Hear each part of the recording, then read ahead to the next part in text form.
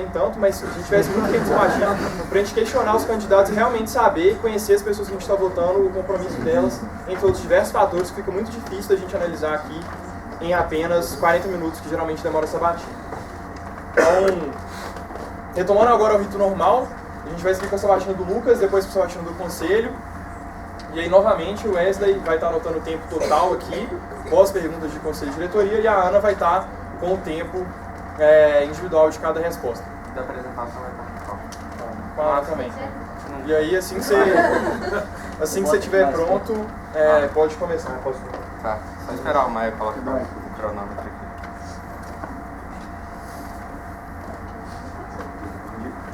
Bom, gente, boa tarde. Eu vou apresentar agora meu plano de candidatura para a vice-presidência para o semestre que vem. O tempo é muito corrido, então não vai dar para eu passar por todos os pontos que eu gostaria. Tem aí meu contato, caso vocês queiram depois conversar para a gente abordar todos os pontos que não vão ser abordados aqui. Basicamente, eu elenquei esses 6 pontos para a gente trabalhar hoje. Um pouquinho da minha trajetória, um pouquinho sobre a presidência, como que eu enxergo o cargo, como que eu enxergo o jeito que ela deve atuar. Um pouquinho da questão de liderança que eu vejo hoje, que talvez a gente tenha um problema relacionado a esse tópico. Um pouquinho sobre o MES, núcleo social. Depois, o que eu vejo como próximos passos, bem resumido, só para a gente introduzir o assunto. Pensando na minha trajetória, eu já tenho muito tempo de casa, então eu entrei no processo de trainee em 2014.1 e fui efetivado, tem mais ou menos uns 2 anos que eu estou efetivado, fui efetivado no final do meu primeiro período, e eu passei 1 ano e 3 meses na área técnica. Durante esse 1 ano e 3 meses eu não fui promovido ao cargo de consultoria por duas vezes. E vocês já viram hoje, tanto que era levantado como essa não promoção era um fator de desmotivação. Mas eu decidi não pegar isso como um fator de desmotivação e sim sempre procurar quais seriam os pontos de melhoria para que eu de fato me tornasse uma figura de liderança, visto que eu tinha muito interesse de assumir o cargo de gerente de projetos, baseado muito em como a atuação dos gerentes de projeto que eu tive contribuiu muito para o meu desenvolvimento. Eu queria ter essa oportunidade com outras pessoas. No outro semestre eu peguei o cargo de assessor do programa Trainee, o que me permitiu ter uma noção do que era essa questão de liderança e como que eu poderia me desenvolver naquilo. E graças a essa experiência eu fui promovido a consultor líder. Eu não passei no meu primeiro processo para a gerência de projetos, de novo porque apesar de eu ter desenvolvido um pedaço dessa questão de liderança, ainda não conseguia mostrar muito isso. Então eu não conseguia inspirar muita confiança das outras pessoas em cima da minha atuação. Então eu foquei nesse ponto e aí eu fui promovido para gerente de projetos no outro processo. Depois de 6 meses eu tentei novamente PSP, agora para o cargo de gerente de negócios, e é o cargo que eu atuo agora. E eu estou então tentando o cargo de vice-presidente para ficar aí mais 1 ano. Na questão da presidência, o que é função da presidência e como que tem que ser toda a priorização das ações da presidência. Eu acho que está muito relacionada à imagem que eu coloquei na minha proposta, que coloca muita presidência com essa função de suporte. Então cabe muito à presidência ser esse suporte para a diretoria, atuando principalmente em cima das necessidades que a diretoria apresenta e não necessariamente tendo muitos projetos e focando mais nesse suporte, porque a gente vê que as outras diretorias têm muito mais capacidade de alavancar os resultados da empresa do que a presidência sozinha. Então cabe muito à presidência auxiliar os outros e assim a gente consegue alavancar mais os resultados da empresa. Então ter poucos projetos e ter esse foco no suporte, não necessariamente na execução de projetos exclusivos. A questão de liderança, por que eu coloquei isso como um possível problema? A gente teve esse semestre poucos candidatos à diretoria e nós não tivemos nenhum candidato à diretoria de projetos. Por que isso é um problema? Com isso, a gente provavelmente vai ter entrada de pessoas menos capacitadas para os cargos de diretoria. Igual o Marcelo já falou hoje, os cargos de diretoria vão ser a liderança da empresa e eles têm que estar muito bem preparados para assumir essa liderança. E isso também levanta outro ponto que a gente precisa trabalhar hoje, que é a questão de dificuldade na retenção de membros por um longo período de tempo, pensando principalmente que o cargo de diretor de projetos ele é o cargo que necessita de um plano de carreira. De todos os cargos, ele é o que necessita do maior plano de carreira, porque você precisa ter passado pelo menos 6 meses na área técnica, 6 meses como gerente, para depois poder tentar a diretoria de projetos. Então ele é um cargo que demora 2 anos mais o processo trainee. Então por isso às vezes a gente está com alguma dificuldade em convencer a pessoa que é legal ela ficar 2 anos na empresa. E a gente tem que trabalhar em cima desse ponto, porque é só assim que a gente vai conseguir ter pessoas capacitadas exercendo esse tipo de cargo e assim a gente consegue alavancar os nossos resultados. Na questão de MES, eu vou colocar aqui 2 pontos. A primeira, como que deve ser a atuação da CJ frente ao MES. E nisso eu gostaria de destacar o seguinte ponto. O MEG, ele não tem lá tanta capacidade de desenvolver o CJ propriamente dito através, sei lá, da introdução de uma nova metodologia e ajudar a gente na execução dos nossos projetos. Acho que a gente tem muita capacidade de fazer isso por conta própria. Então, como que o MEG consegue nos ajudar? Promovendo a marca Empresa Júnior. Porque isso é uma coisa que pesa muito negativamente, às vezes, em cima da UCJ. Porque nem todas as empresas têm um nível de gestão e um nível de excelência na entrega que a gente tem. E, às vezes, essa imagem que eles passam do movimento prejudica a gente. Então, como que a UCJ vai atuar frente ao MEG? Desenvolvendo o MEG, dando mais capacidade para as pessoas que estão lá, porque elas vão ter mais capacidade para executar os seus projetos, e assim a noção e a marca do movimento Empresa Júnior cresce, e isso ajuda ao CJ. Então a gente vai ajudar o MEG a nos ajudar. É isso que tem que ser a atuação da UCJ. Mas a gente precisa sempre lembrar dessa necessidade de priorização, porque acima de tudo, os membros que estão na UCJ e na FEGENG ou na Brasil Júnior, eles são acima de tudo membros da UCJ, eles têm obrigação aqui dentro, e isso tem que ser colocado como prioridade. Muito porque a obstinação de resultados é um dos nossos valores, e a gente tem que prezar isso muito nas pessoas que estão aqui dentro. E aí, no que tange a presidência, eu vejo muito essa função de promotor do movimento, mas sem uma forçação de barra, porque às vezes a gente quer levar muitas pessoas para o MEG, a gente leva pessoas que não têm capacidade de fato se dedicar para os dois, vai ficar sobrecarregada e ela sai da empresa. Então a gente acaba perdendo uma pessoa por causa disso, então tem que tomar muito balanço. Pensando no nosso indicador de desenvolvimento MEG, eu pensaria muito mais em alavancar ele através de apresentação de case em eventos e a participação em treinamentos, coisas do tipo, do que propriamente dita a participação de pessoas no time. Porque isso demanda muito tempo, eu posso falar isso de experiência pessoal, eu estou no time esse semestre e é muito corrido, então às vezes a gente consegue alavancar mais o resultado do MEG através de outros pontos que não seja participar no time em si. A questão do núcleo social, que eu acho que vale muito a pena até dar os parabéns ao atual coordenador do núcleo social, porque a gente vê hoje um novo jeito de encarar o núcleo social. Antes a gente encarava muito o núcleo social como a questão de doação e a questão mais de fazer boas ações. Agora a gente está vendo o núcleo social, de fato, transformando o Brasil, mesmo que seja na escala de Belo Horizonte. Isso é muito importante. Então é trabalhar o ponto de empreendedorismo, conseguir fomentar esse ponto, que é até um dos objetivos do movimento Empresa Júnior, e a gente está trabalhando em cima disso agora com o núcleo social. E cabe muito à vice-presidência, que é responsável por auxiliar o coordenador do núcleo social, dar todo o suporte que ele precisa e deixar de fato ele ter o máximo de ideias e parar e pensar e debater cada uma dessas ideias, porque é assim que a gente consegue transformar a nossa realidade. Além disso, e assim a gente consegue ter de fato uma atuação mais incisiva frente à sociedade. Por fim, a questão de próximos passos, eu dividi rapidamente na célula de projetos, marketing, e RH, só para pensar como que a gente pode ter um direcionamento maior para os próximos semestres. Pensando na questão da célula de projetos, eu falo muito do projeto legado, da reestruturação dos nossos portfólios. Já conversei um pouco com a Mari sobre isso, e é bem interessante ver como que a gente vai revolucionar o jeito que a gente atende os nossos clientes e como que a gente traz soluções para eles. E assim a gente vai conseguir gerar mais resultados frente aos nossos clientes, o que é muito interessante. Além disso, a gente precisa pensar um pouco em como nós vamos aprimorar o nosso gerenciamento de projetos, não na questão de execução em si, de cobrar a execução, de cobrar o cumprimento de metas, mas como que a gente vai colocar o gerente de projetos como, de fato, um gerente que, além de pensar toda a questão do escopo, está gerenciando a equipe, está se preocupando com o desenvolvimento das pessoas que estão lá e está, de fato, trabalhando para que essas pessoas se desenvolvam, porque o nosso objetivo aqui é desenvolver membros. Então, o gerente de projetos tem uma função essencial nessa parte de desenvolvimento de membros. Além disso, a questão de prospecção ativa, que eu coloquei tanto na célula de projetos como na célula de marketing. Passando para a célula de marketing, eu acho que é bem interessante essa questão de relacionamento com o cliente, muito relacionado ao fato de como a gente tem um baixo controle da nossa chegada devido às ações do marketing, já que o marketing não consegue alavancar a nossa chegada com as ações. A gente controla muito pouco a nossa chegada nesse sentido. Acho que o marketing precisa trabalhar mais voltado para a questão de relacionamento com o cliente, para a questão de geração de valor antes do fechamento de projeto, é uma coisa que já vem sido feita e deve ser continuada. E a questão de prospecção ativa. No que tange recursos humanos, eu penso que a gente gastou as últimas 2 gestões da diretoria de recursos humanos com reestruturação de pesquisa de clima, reestruturação de avaliação de desempenho. Nós acho que a gente precisa trabalhar mais em cima disso.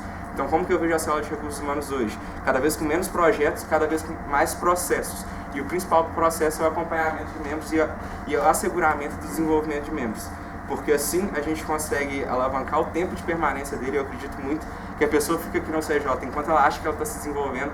Então, quanto mais a gente conseguir proporcionar desenvolvimento para ela, um desenvolvimento contínuo, mais ela consegue ficar, mais ela fica preparada, e a gente volta naquela questão de liderança, a gente vai ter uma liderança mais preparada. E cabe muito ao RH garantir esses pontos. Por fim, a célula administrativa e financeira. Por mais que tenha menos projetos, assim, menos coisas que eu penso como que a gente vai revolucionar a célula ADM Fin, mas eu acho interessante colocar aqui 2 pontos. O primeiro é o esforço contínuo para a continuidade da empresa, que cabe muito ao ADM Fin.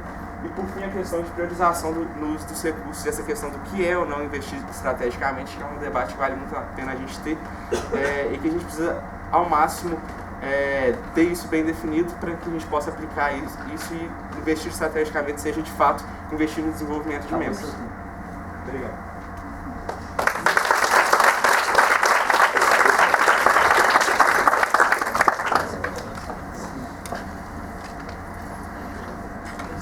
Bom, agora a gente vai passar as 3 perguntas de diretoria, as 3 perguntas do conselho. Relembrando, a gente tem 2 minutos de tempo de resposta do Lucas para cada uma dessas perguntas. Como o Lucas utilizou todos os 10 minutos de apresentação dele, a gente vai ter apenas 20 minutos de tempo corrido das perguntas da empresa como um todo. Quando você estiver pronto, pode falar.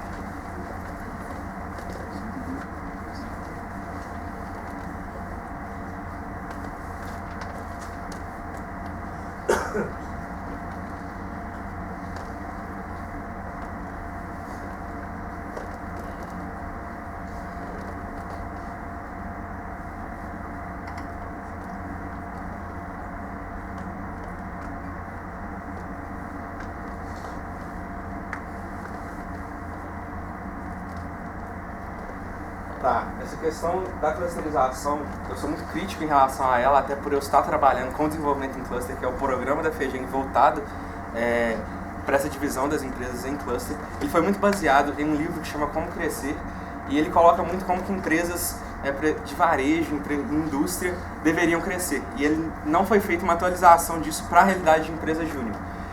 Então, muitos desses desafios que eles colocam para as empresas não necessariamente são aplicáveis. Então eu questionaria esses desafios. A questão de fortalecer e formalizar a cultura, eu acho que a gente já tem isso muito bem encaminhado.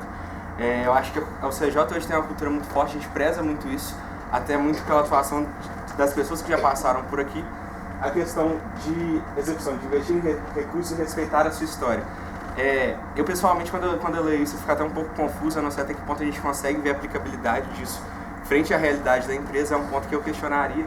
E a questão de inovar o modelo de negócio é exatamente o que a gente está fazendo. Isso sim eu coloco como um desafio, porque pensando em empresas juniores que estão no Cluster 5, são empresas que já estão muito consolidadas e às vezes elas têm dificuldade de inovar dentro do que elas estão fazendo. E só continuar fazendo o que elas estão fazendo não é suficiente para manter um ritmo de crescimento que a Brasil Júnior quer. Então essa necessidade de inovação na questão do modelo de negócio, eu acho que é um ponto que a gente ainda está caminhando, mas que é o que foi colocado como prioridade e que vai ser trabalhado. Próxima pergunta.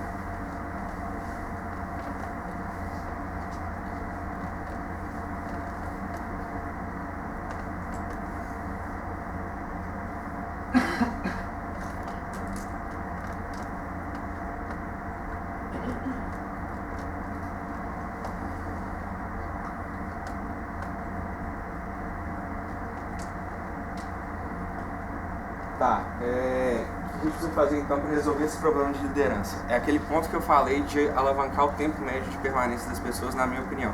Eu acho que a gente precisa de pessoas cada vez mais preparadas, dado o tanto que os desafios que a gente vai enfrentar ficam cada vez mais complexos. Então, assim que a gente tem que ter uma maior preparação das pessoas que vão assumir os cargos de liderança para conseguir, de fato, ter efetividade nas suas ações. Trazendo para a presidência, eu coloco muito a questão do cargo de vice-presidente, como que quando eu conversei, por exemplo, com o Rafael, que ele me falou, não existe cargo de vice-presidente. São 2 pessoas, os 2 são presidentes, a diferença é que um está lá 6 meses a mais. E é assim que tem que ser esse relacionamento, porque os 6 meses de vice-presidência é o tempo que a pessoa tem para ganhar legitimidade frente à empresa e, de fato, depois de 6 meses conseguir tocar ela. Então a gente tem que melhorar como que a gente faz todo esse processo de vice-presidência, todo esse relacionamento do presidente com o vice-presidente, colocar eles como uma pessoa só, e aí depois essa questão de tentar manter as pessoas aqui por mais tempo para elas conseguirem se desenvolver mais e se tornarem líderes mais preparados uma vez que eles assumirem algum cargo de liderança. Posso perguntar?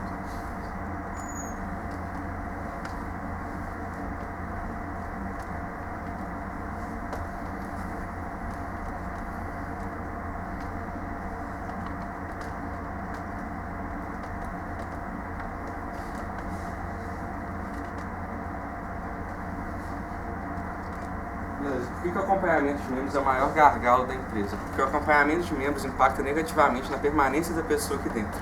Porque um bom acompanhamento faz com que a pessoa tenha sempre um plano de desenvolvimento individual consolidado e ela sempre tenha um caminho para seguir e seja sempre se desenvolvendo dentro da empresa. Se o acompanhamento não é bem feito, isso não acontece. Se isso não acontece, a gente não tem um tempo de permanência legal dentro da empresa. E aí a gente não tem uma liderança capacitada e a gente não consegue ter pessoas capazes de levar o CJ para onde ela precisa ter. Por isso esse é o gargalo principal do RH e seria isso que eu colocaria em uma conselharia. A questão de quais medidas devem ser tomadas para melhorar isso. Aí é muito difícil, porque de fato o único jeito de a gente conseguir ter um acompanhamento maior é ter uma capacitação muito grande das pessoas que vão ser responsáveis por esse acompanhamento. O que é muito difícil, porque o tempo que a gente tem para fazer isso é muito baixo. Então, agora eu não conseguiria pensar numa coisa, seria algo que a gente teria que sentar e trabalhar muito em cima, porque tem que ser uma coisa fácil de pegar e que gere muito resultado. E eu, no momento, não penso em nada disso. Próximo.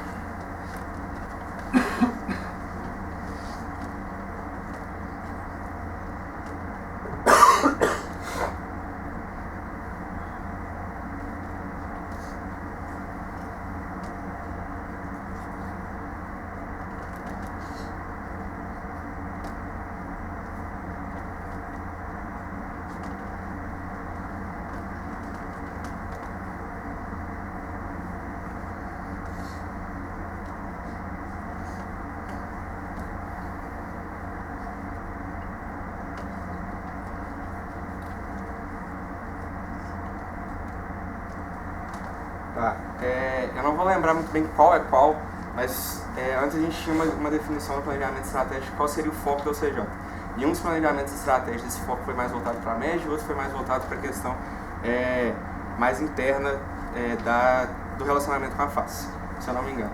E aí o que isso fez foi que num ano a gente tinha resultados muito bons naquilo que era nosso foco, e aí no outro ano esses resultados caíam, e a gente tinha resultados muito bons em qual era o foco daquele planejamento. Então isso é algo que dava uma oscilação então nos resultados que a empresa tinha em vários indicadores, e eu colocaria isso como a questão que seria tanto de melhor e pior, seria essa oscilação, uma hora melhor e outra hora pior.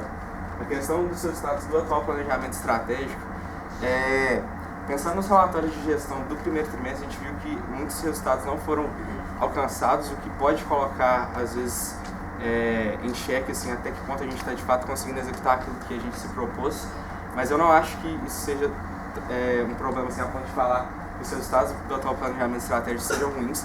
Eu acho que a gente está ainda num ponto que a gente pensando assim, em como foi feita toda a atuação da diretoria, principalmente essa ausência de liderança que a gente teve na empresa, na minha opinião, no primeiro semestre.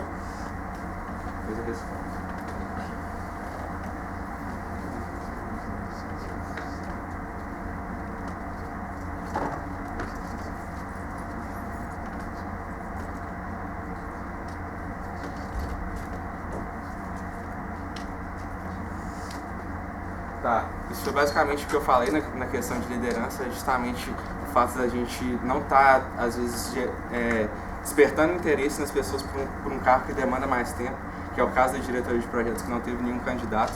Então é justamente a gente desenvolver maneiras de convencer as pessoas de que, igual já foi levantado hoje mais cedo, que ficar no CJ às vezes é até mais benéfico do que ficar no estágio. Por exemplo, colocar o CJ competindo diretamente com propostas de estágio, que a gente consegue ter pessoas mais preparadas e pessoas que estão dispostas a ficar aqui mais tempo. E essas pessoas vão assumir esse cargo de liderança, e assim a gente não vai ter os problemas que a gente teve quando a gente tinha lideranças despreparadas.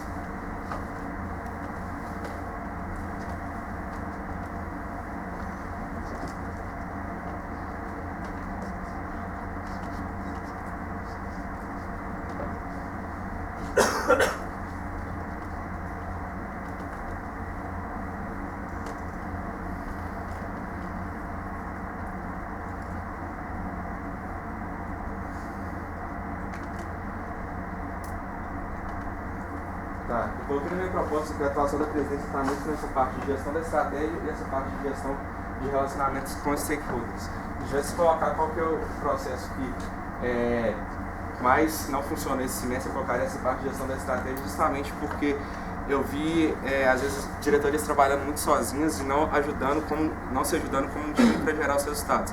E o que a gente teve foi que a gente não bateu a meta de eficiência da estratégia, que é um KPI da presidência, nem a eficiência operacional, que é uma API da presidência.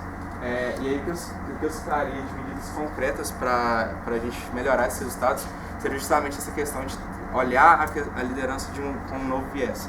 Pensar não em cada diretoria com os seus resultados, mas sim em tudo como uma construção conjunta de todas as diretorias, justamente porque a gente já sabe que cada resultado de cada diretoria impacta nos resultados das outras diretorias. Então a gente tem que pensar muito nesse sentimento de time e cabe muito à presidência unir toda a diretoria para que a gente alcance esses resultados. Beleza, encerramos com isso aqui, as perguntas de diretoria e conselho. E obrigado, Lucas, pela apresentação.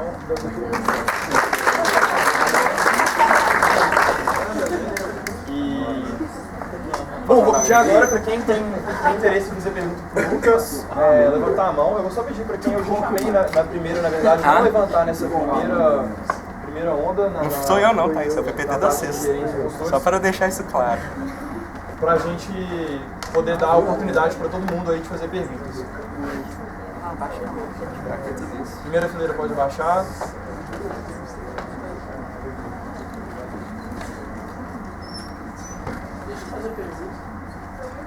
Espera a segunda onda, porque tem muita gente que quis fazer na primeira, a gente teve 12. Então levanta a mão então.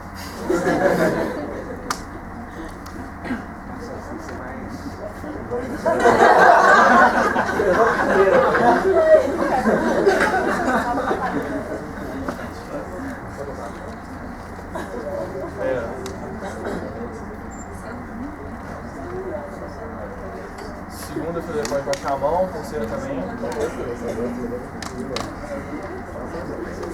Quarta também.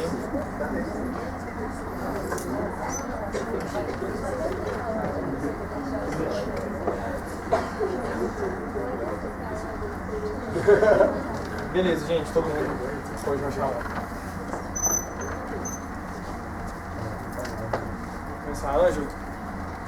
Maia, parabéns pela apresentação. Obrigado. Então, a principal função do presidente é direcionar a estratégia. Sabendo que o nosso planejamento estratégico é composto de indicadores atrelados a objetivos estratégicos e a iniciativas estratégicas, eu queria ir pensando que essas iniciativas geralmente servem para suprir o gap que a gente tem da onde a gente está para o resultado que a gente quer ter, na grande maioria. Eu queria que você falasse qual iniciativa estratégica da presidência desse semestre é a mais significativa dentro da UCJ.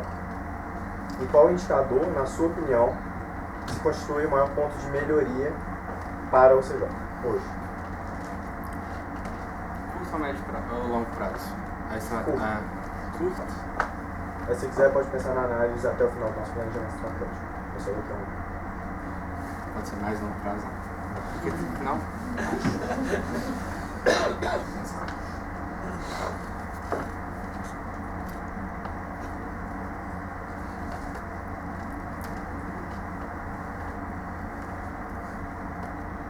Mais de curto prazo, que eu posso pensar assim que foi uma questão que a presidência trabalhou, que vai gerar muito resultado. Essa é a iniciativa voltada para a questão da FACE, para a questão de institucionalização da UCJ.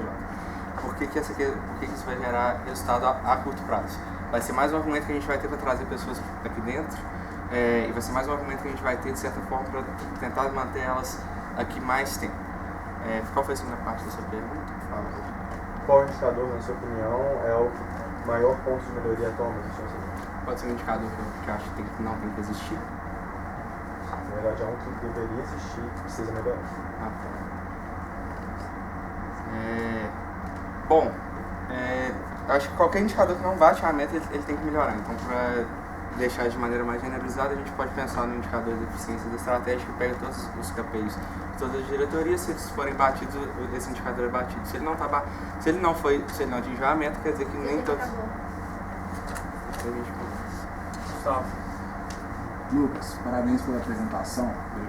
Eu queria que você fizesse uma análise temporal do funil de seleção que a gente tem dentro da UCJ, passando pelos indicadores: número de inscritos no programa trainee, eficiência do programa trainee, conformidade de seleção, retenção de membros e tempo médio de permanência.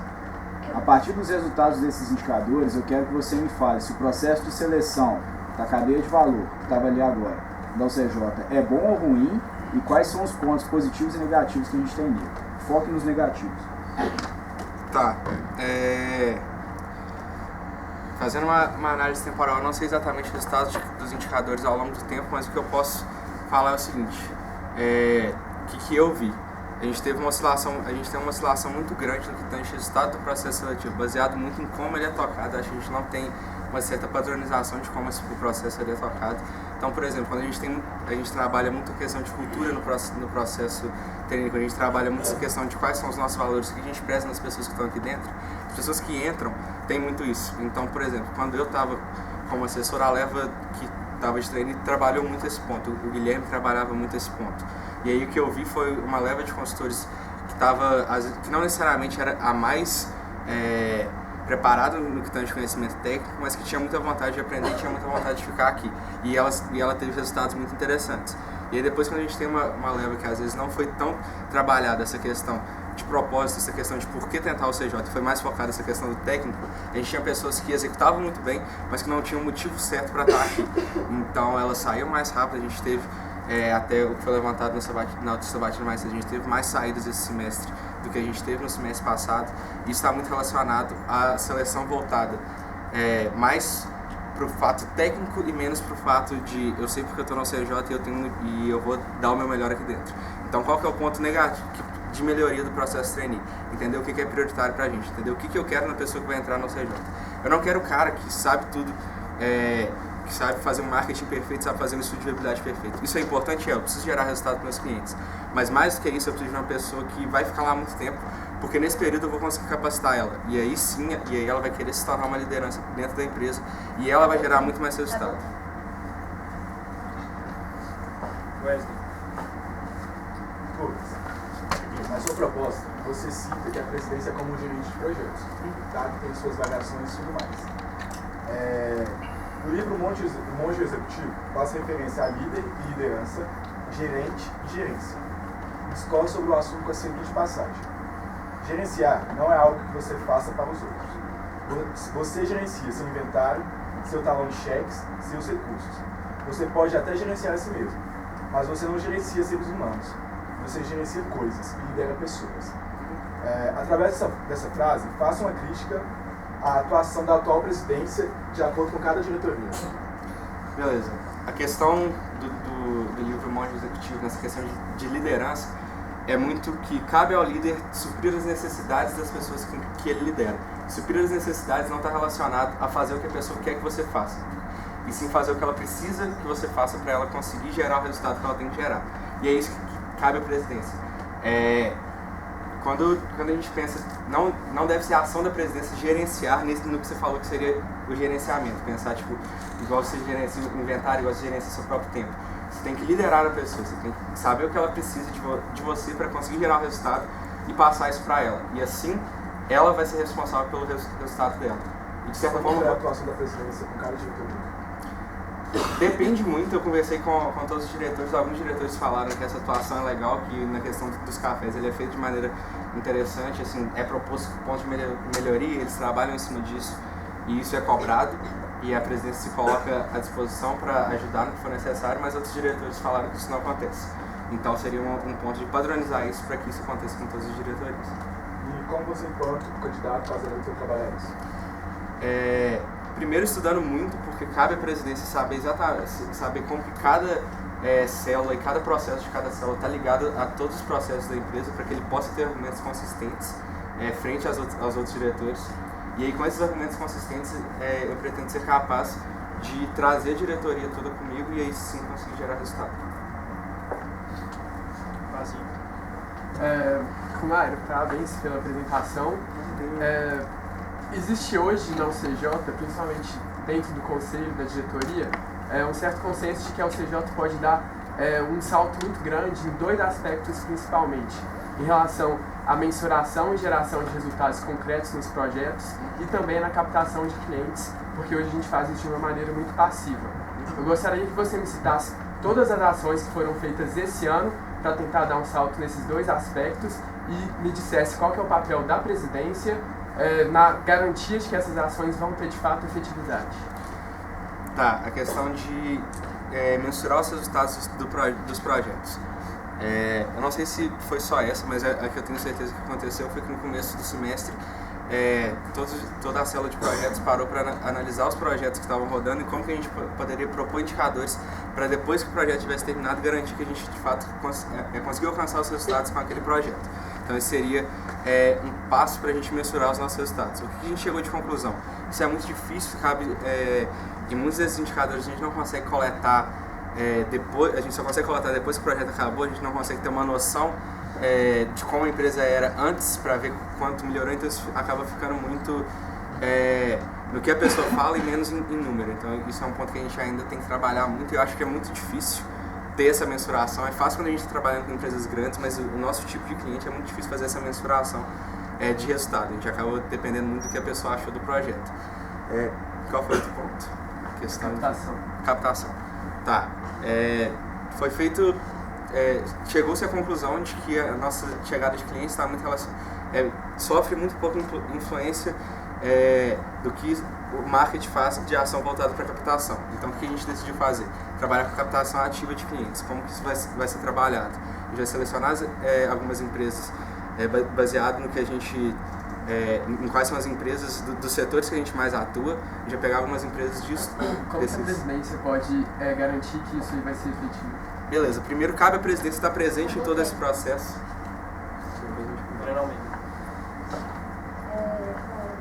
Parabéns pela apresentação. Você espera atuar junto ao DMFIN na identificação e foco nas áreas e processos mais estratégicos do OCJ.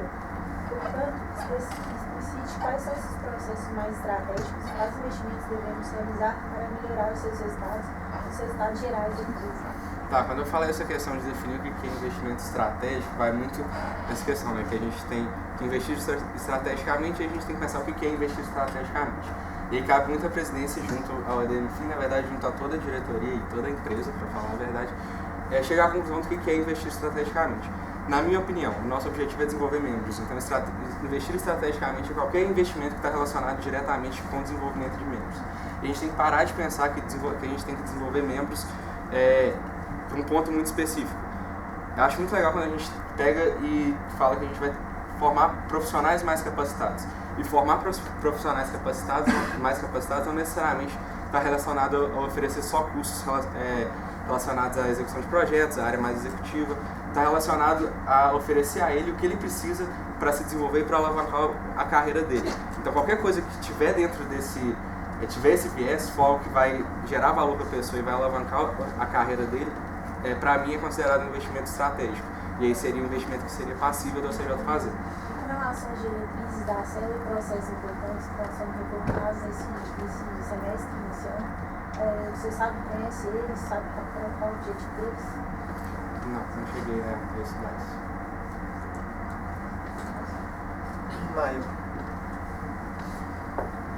Maio, em conversas com a BJ, no BJ Visita e a partir do alinhamento com o PR Rede, a federação, a gente tem como proposta para a gestão de 2016, das próprias gestões, um grande aumento do número de projetos, consequentemente aumento do nosso faturamento e redução da área de suporte em relação ao tamanho da área técnica.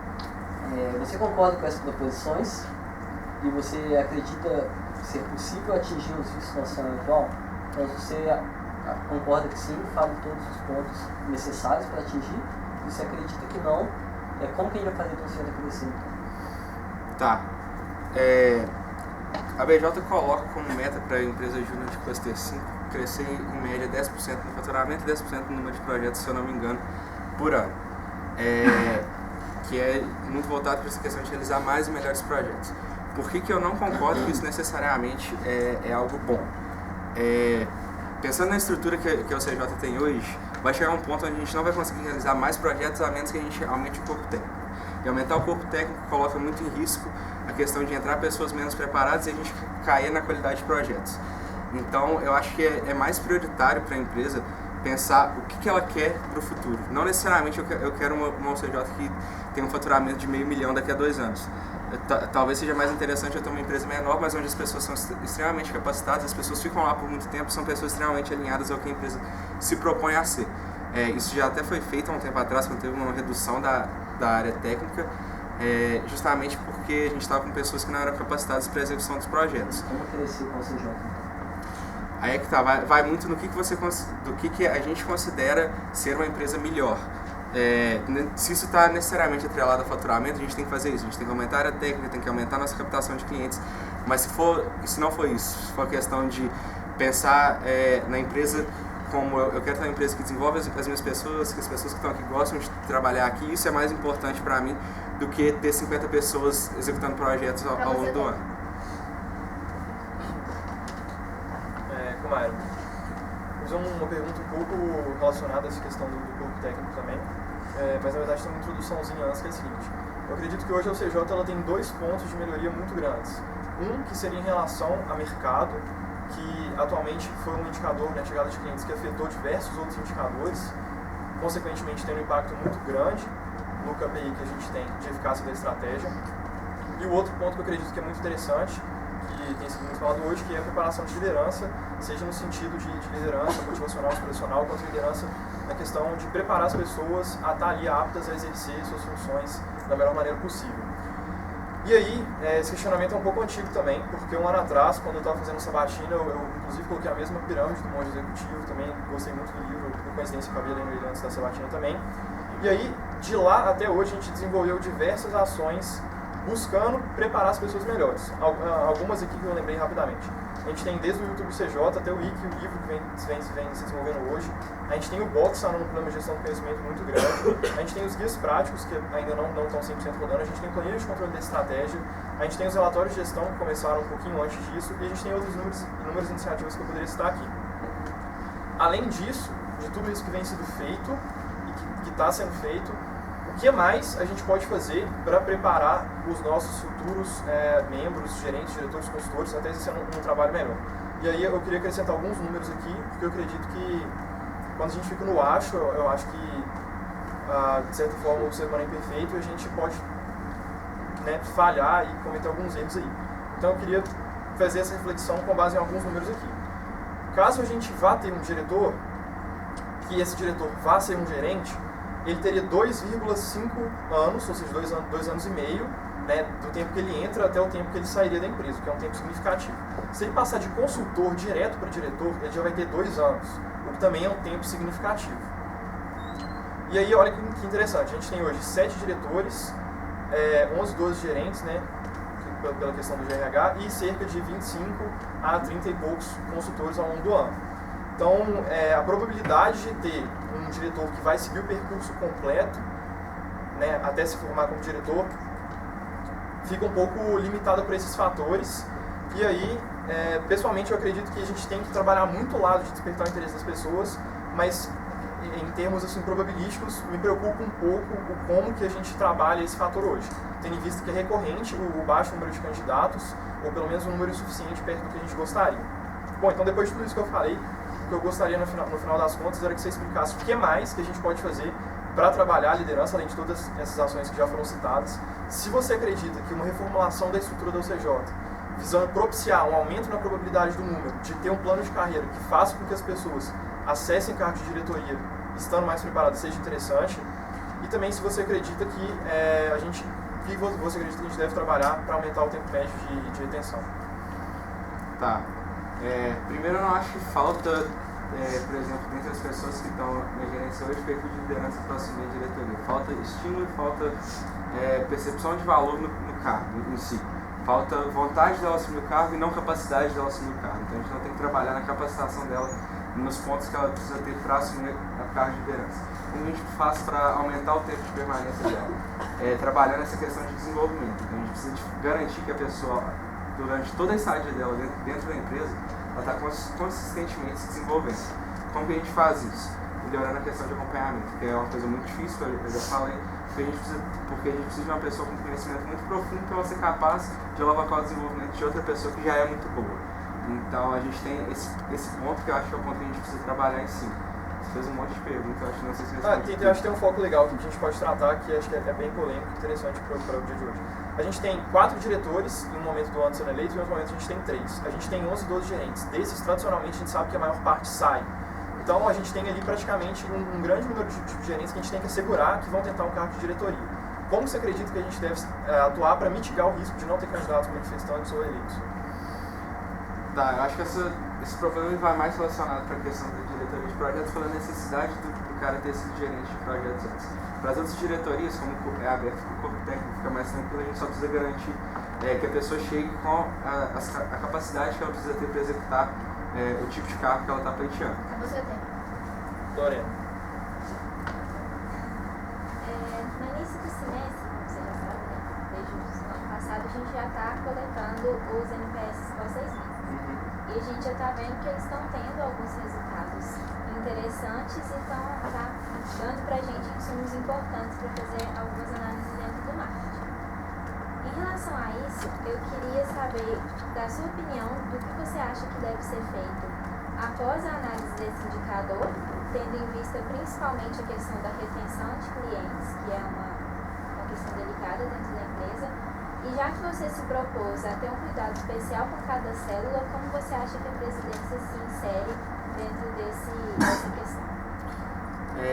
Acho que a presidência se insere dando suporte, participando muito dessa discussão, por exemplo, do que fazer quando a gente tem um NPS pós 6 meses detrator, às vezes a pessoa, e mais principalmente quando a gente tem um NPS pós-execução promotor e um pós 6 meses detrator, quer dizer que a pessoa depois do projeto achou que foi muito bom e depois de 6 meses ela percebeu que não foi aquilo que ela tinha achado. O que eu acho que a gente tem que fazer? Por mais que às vezes eu penso que pode ser um pouco radical, mas eu acho que o certo da gente fazer como empresa, a gente pensa em ter uma retenção de membros, pensa em se posicionar frente ao mercado como uma empresa que preza muito por excelência e por resultado. Se a gente chegou depois de 6 meses e viu que a gente não conseguiu gerar valor para o cliente e foi culpa nossa, a gente tem a obrigação de voltar lá e atuar em cima do cara. Isso vai impactar negativamente a nossa receita? Vai. Isso vai impactar negativamente a nossa receita? Vai. Mas só vai impactar negativamente esses pontos porque a gente falhou com o cliente. Então, a partir do momento que a gente não falhar com o cliente, isso não vai acontecer. E é a nossa obrigação não falhar com o cliente.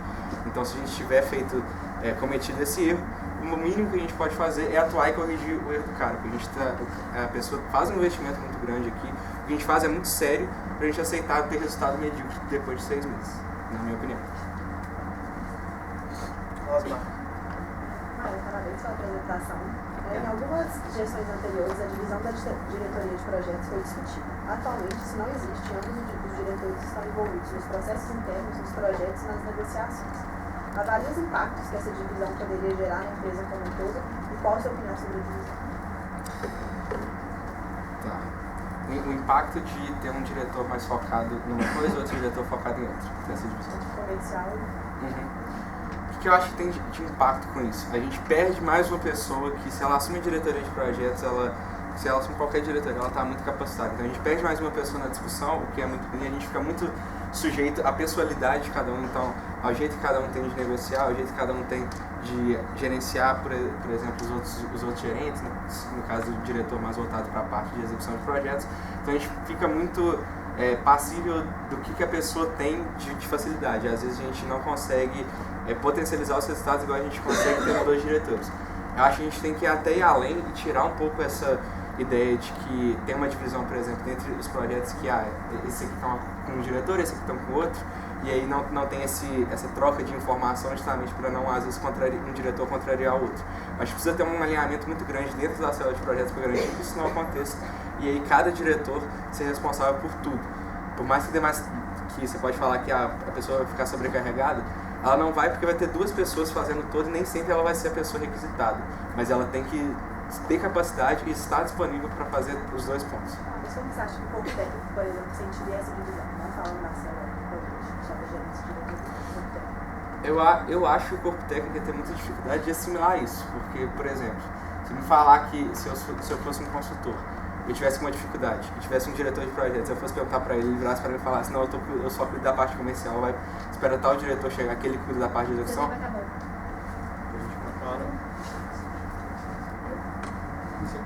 Marina, um pouquinho da pergunta que o Gustavo te fez. Quando analisamos os resultados dos indicadores, diferentemente do que foi dito nas propostas e sabatina, nós observamos que a nossa seleção é boa e que cada vez mais conseguimos reter os nossos membros. A partir disso, gostaria que você se posicionasse com o que podemos melhorar no processo seletivo e como você, presidente, ajudaria o RH nisso. Tá, eu acho muito que a presidência tem que estar muito mais presente dentro do processo trainee, porque cabe muito a ele, a presidência, vender ao CJ para as pessoas que vão entrar aqui.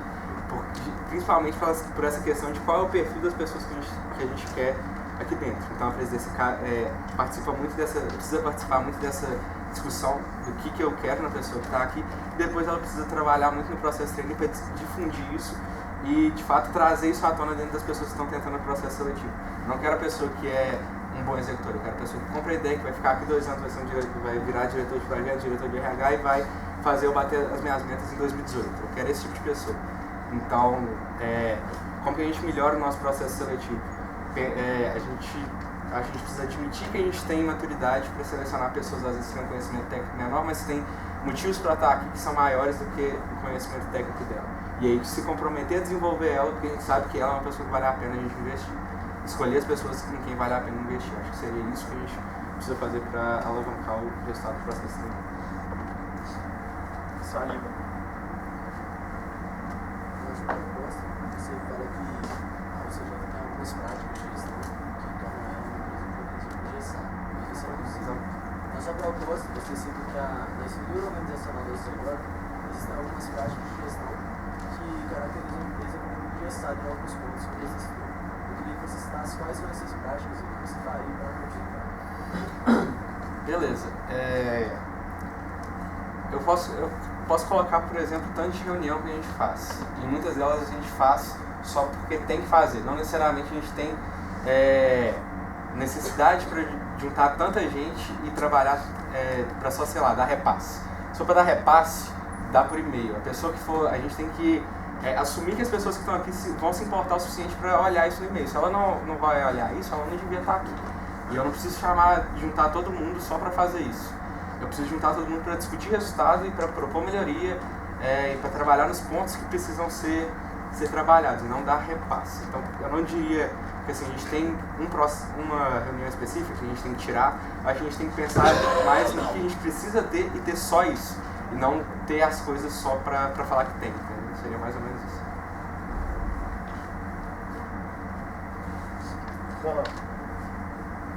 Na sua apresentação, você falou um pouco sobre o núcleo social na apresentação. Eu queria saber de você se você tem conhecimento de até que ponto a vice-presidência tem um papel dentro da nova abordagem do núcleo social e o que você pretende fazer para motivar o próximo coordenador a continuar com essa abordagem. Tá. A gente conversou um pouco sobre como que é a abordagem da vice-presidência dentro do núcleo social e pelo que eu entendi, era muito aquilo de deixar o coordenador propor as ideias dele, debater com ele, propor os pontos que são relevantes, até porque o cara que está na vice-presidência, ele tem que ter um conhecimento grande, então ele tem que ser capaz de acrescentar alguma coisa nessas discussões com o coordenador do núcleo social, mas cabe muito ao coordenador ter as suas iniciativas, buscar gerar resultado. Pelo que eu entendi quando eu conversei com você, é isso que está acontecendo hoje. Então, o que cabe à vice-presidência, para o próximo coordenador, para garantir que isso continue acontecendo, para que a gente possa ter o tipo de resultado que a gente teve esse semestre. Assim que a gente tiver um coordenador eleito, cabe ao vice-presidente virar para ele e falar, olha, eu quero que você pegue o núcleo social e dê um jeito de mudar a sociedade que a gente vive através do núcleo social. Dentro disso, você pode pensar o que você quiser. E aí a gente vai debater cada um desses pontos e a gente vai chegar no que a gente consegue fazer, o que a gente não consegue fazer, o que a gente consegue estruturar para, às vezes, fazer no futuro.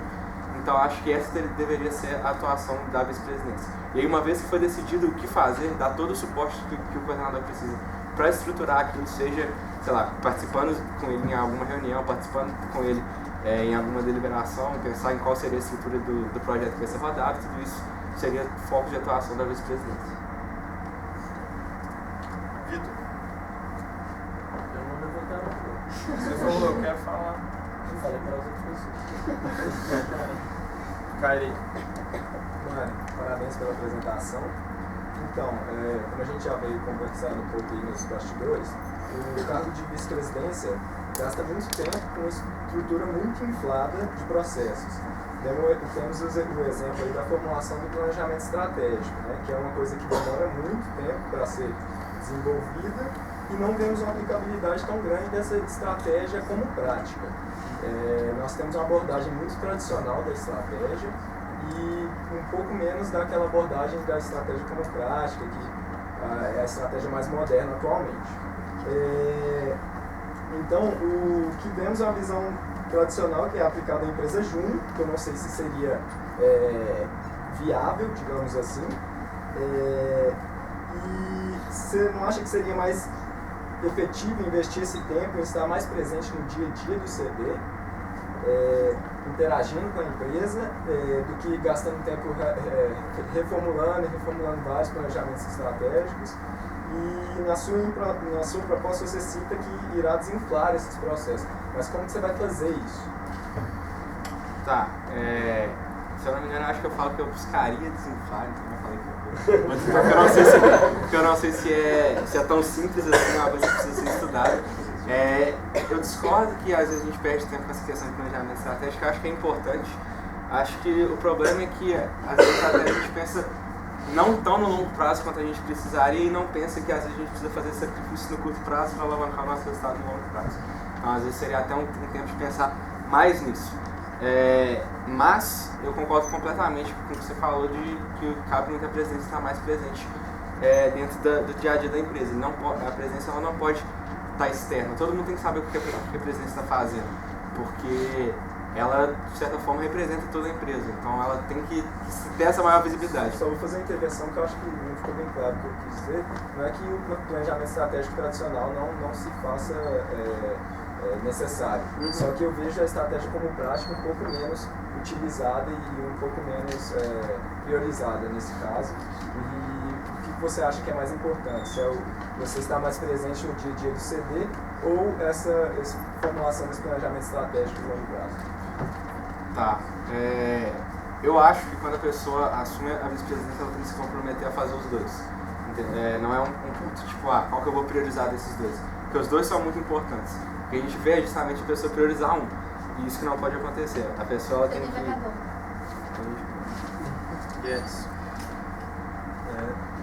Eu até tinha uma outra pergunta, mas eu gostei muito daquela pergunta que o Marcelo começou a fazer, que você não teve tempo de responder, eu queria aproveitar para você ter mais tempo para responder ela. Eu acho que ela é um tema muito pertinente ao momento que a gente está vivendo atualmente. Então refaz a pergunta. Só a parte final que ele É porque é o seguinte, a gente tem um número que a gente tem num semestre, a gente tem 4 candidatos, né, que a gente tem que eleger, e no outro a gente tem 3. A gente diz muito aí, acho que não é segredo para ninguém, que a gente gostaria de ter pelo menos 2 candidatos por cargo, porque a gente gostaria de ver ali um comparativo, etc. E aí significa que numa época do semestre a gente teria 6 pessoas, 6 candidatos, na outra a gente teria 8. Idealmente falando, seria legal que todas essas pessoas elas passassem por cargo de gerência, a fim da gente conseguir aumentar o tempo médio de retenção, a fim delas, né, serem ali diretores com conhecimento já acerca de outras células, não necessariamente isso seja obrigatório, mas seria interessante. E aí a gente tem ali, por exemplo, no cenário mais moderado, a gente teria que ter 6 pessoas se candidatando. A gente tem 12, né, gerentes no cenário ideal, então a gente está falando de metade dos gerentes está tentando, ou praticamente uma boa parte deles está tentando e alguma outra pessoa sai do corpo técnico. De 12 de 6 são metade. Tradicionalmente os gerentes já são pessoas que estão na empresa há algum tempo. Então, existe alguma forma de a gente aumentar a probabilidade da gente ter esse número de pessoas tentando os cargos, além de, evidentemente, trabalhar na motivação, né, demonstrando como que o cargo é engrandecedor, como que ele é gratificante, muitas vezes, e como que a gente pode fazer isso? Assim, você quer que eu proponha um jeito de a gente ter mais gerentes sentando cargo de diretoria, mais ou menos uns 2 por não cargo sei de como diretoria. seria, porque tradicionalmente a gente já teve épocas de diretores não eleitos, e isso trouxe prejuízos enormes ao CJ, não só no semestre que não teve diretor eleito, mas todos os semestres subsequentes, pelo impacto que isso tem. E frequentemente isso ocorre algumas vezes, vez ou outra acontece. E aí pode ser que alguma vez volte a ter uma ruptura tão grande quanto já teve antes, o que seria muito grave. E é uma coisa que a gente não pode deixar passar em branco. Não sei qual que é a melhor resposta, mas você acredita que a gente tem que trabalhar esse ponto? Como você acha? Existe algum estudo que a gente pode fazer, alguma coisa nesse sentido? Tá. Como que eu acho que a gente tem que trabalhar isso? Eu não acho que a gente tem que trabalhar do jeito que você está pensando assim, de focar na gerência salarial. A gente tem que... É interessante que a gente tenha pessoas da gerência e da diretoria. Mas esse não tem que ser o nosso foco. Eu acho que a pessoa, quando ela está na gerência, principalmente se ela está na gerência da célula que ela vai tentar a diretoria, ela já tem uma noção muito interessante da dinâmica da célula e vai atuar de uma maneira até, quem sabe, melhor caso ela seja eleita diretora. Mas isso não quer dizer que a pessoa tem que vir de uma gerência. Eu acho que o ponto que eu estava trabalhando é justamente, a gente precisa garantir que as pessoas que vão tentar esses processos, elas vão estar preparadas. Como que a gente pode fazer isso? Cabe muita pessoa hoje correr atrás disso. Eu acho que tem que ser assim. Cabe a gente dar o suporte no sentido de disponibilizar qualquer tipo de informação que ela precisa para estruturar a sua proposta, estudar para, de fato, propor alguma coisa, subir aqui em cima e ter argumentos consistentes para alavancar o resultado. Então a gente conta com a boa vontade da pessoa. Não, é que tá. A gente não pode... porque o outro jeito seria, por exemplo, colocar que é obrigatório para a pessoa ser gerente para tentar a diretoria, e a gente ia ter várias diretorias sem nenhum candidato, que é muito pior. A gente tem que... A gente acaba dependendo da boa vontade dela, mas é a nossa função trabalhar para que ela tenha esse interesse, entendeu? É exatamente o que você falou, despertando o interesse da pessoa. Bom, a gente tem 18 segundos, gente. Pergunta de sim ou não? Olha só, nomes aqui dos gerentes que a gente tem próximo. A gente tem Pato, Isadora e Carol. Eu esqueci de alguém ou algum dos nomes que eu falei, gostaria de abdicar e deixar, às vezes, de repente, para os colegas fazer perguntas, já que a gente vai ter só mais um.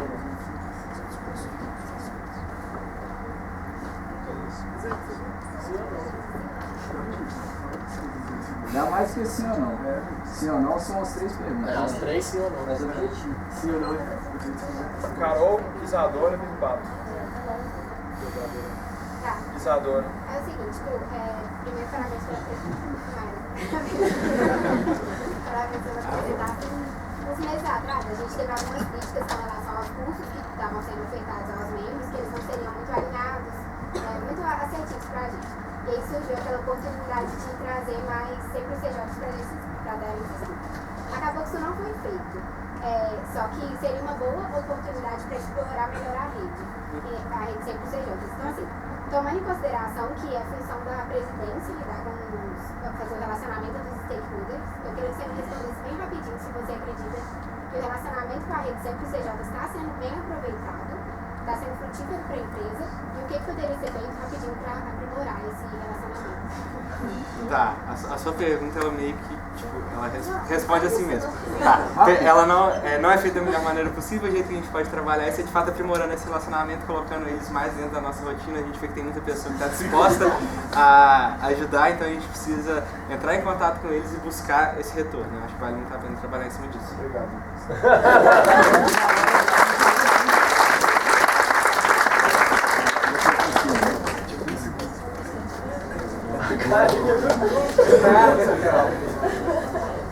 Gente, vamos terminar isso logo? Então, beleza. Então, Wesley, por favor. Abre a mesa.